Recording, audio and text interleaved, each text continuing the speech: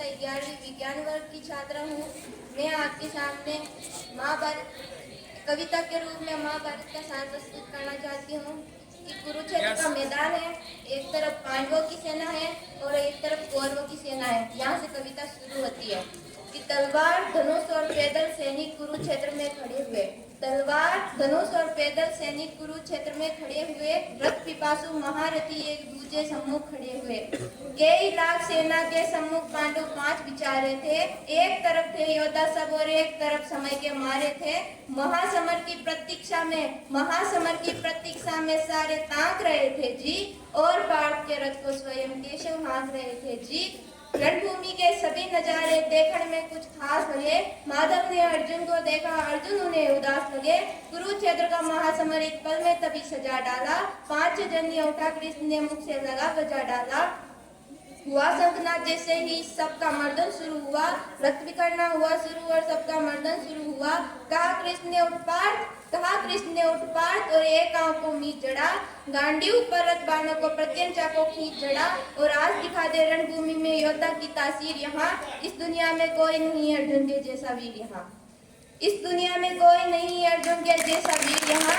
सुनी बात माधव की तो अर्जुन का चेहरा उतर गया। एक धनुर्धारी की विद्या मानो चूहा उतर गया। बोले पाठ सुनो गाना, ये जितने भी खड़े हुए हैं हम तो इनसे सीख कर सारे भाई बड़े हुए हैं। इधर खड़े बाबा भीष्म ने हमको गोद खिलाया है। गुरु द्रोण ने धनुष बाण का सारा ज्ञान सिखाया है। सब भाई पर प्यार लुटाया कुंती मात हमारी ने। कमी कोई नहीं छोड़ी थी प्रभु माता गांधारी ने।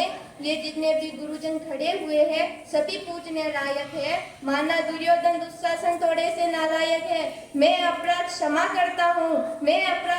करता हूँ, बेशक हम ही छोटे हैं। हे माधव ये जैसे भी है आखिर सब ताऊ के बेटे हैं। छोटे से भूभाग की खातिर हिंसक नहीं बनूंगा मैं। स्वर्ण ताक कर अपने कुल का विध्वंसक नहीं बनूंगा मैं। खून सने हाथों को होता राजभोग अधिकार नहीं। परिवार मार कर गद्दी मिले तो सिंहासन स्वीकार नहीं। रथ पर बैठ गया अर्जुन और मुंह माधव से मोड़ दिया। आंखों में आंसू भरकर गांडीव हाथ से छोड़ दिया। गांडीव हाथ से जब छूटा केशव भी कुछ बुलाए थे। शिष्य पार्थ पर गर्व हुआ और मन ही मन हर्षाए थे। सोच लिया अर्जुन की बुद्धि ना सकने दूंगा। समर भूमि में पार्थ को कमजोर नहीं पड़ने दूंगा। धर्म बचाने की खातिर एक नव अभियान शुरू हुआ और उसके बाद जगत गुरु का गीता ज्ञान शुरू हुआ। एक नजर में रणभूमि के कण कण डोल गए माधव। टकटकी बांध कर देखा अर्जुन एकदम बोल गए माधव। हे पार्थ तुम पहले बतलाते मैं संवाद नहीं करता। तुम सब भाइयों की खातिर कोई विवाद नहीं करता। पांचाली के तन पर लिपटी साड़ी खींच रहे थे वो। दोषी वो भी उतने ही है जबड़ा खींच रहे थे जो। घर की इज्जत तड़प रही कोई तो टूक नहीं बोले। पुत्र बहू को नग्न देखकर गंगा पुत्र नहीं खोले। तुम कायर बनकर बैठे हो ये बात बड़ी बेशर्मी है। संबंध उन्हीं से निभा रहे जो लोग यहाँ अधर्मी है। हे पांडु के पुत्र धर्म का कैसा कर्ज उतारा है। शोले होने थे आंखों में पर बहती जलधारा है। गांडी उठाने में पार जितनी भी देर यहाँ होगी। इंद्रप्रस्थ के राजभवन में उतनी अंधेर वहाँ होगी। अधर्म धर्म की गहराई में खुद को नाप रहा अर्जुन। अश्रुधार फिर तेज हुई और थर-थर कांप रहा अर्जुन। हे केशव मुझे बतलाओ कुल नाशक कैसे बन जाऊं। कैसे उठेंगे कर उन पर जो कर पर अदर लगाते हैं। करने को जिनका स्वागत ये कर स्वयं जुड़ जाते हैं। अपनी बाणों की नोक जो उनकी ओर करूंगा मैं। हे केशव मृत्यु दे तो उससे पूर्व मरूंगा मैं। बाद युद्ध के मुझे न कुछ भी पास दिखाई देता है। हे केशव रणभूमि में बस नाश दिखाई देता है। बात बहुत भावुक थी किंतु जगत गुरु मुस्कुराते थे और ज्ञान की गंगा निरंतर चक्रधारी बरसाते थे। जन्म मरण की यहाँ योद्धा बिल्कुल चाह नहीं करते। क्या होगा अंजाम युद्ध का ये परवाह नहीं करते। हे पार्थ यहाँ कुछ मत सोचो बस कर्म में ध्यान लगाओ तुम। बाद युद्ध के क्या होगा ये मत अनुमान लगाओ तुम। इस दुनिया के रक्तपात में कोई तो एहसास नहीं। निज जीवन का करे फैसला नर के बस की बात नहीं। तुम ना जीवन देने वाले नहीं मारने वाले हो, ना जीत तुम्हारे हाथों में, तुम नहीं हारने वाले हो।